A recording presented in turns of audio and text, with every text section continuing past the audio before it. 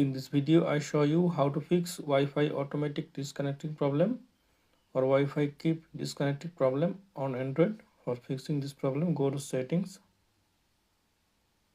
then click on search settings, search for reset,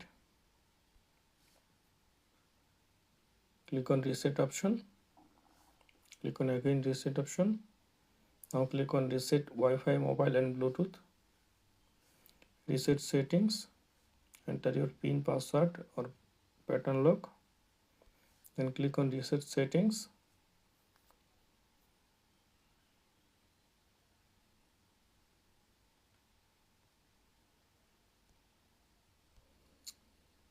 Now open settings,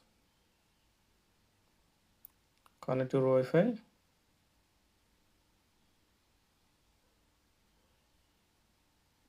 enter your Wi-Fi password.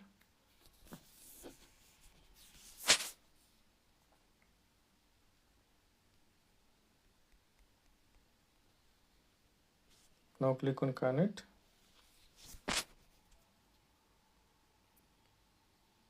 Then click on settings.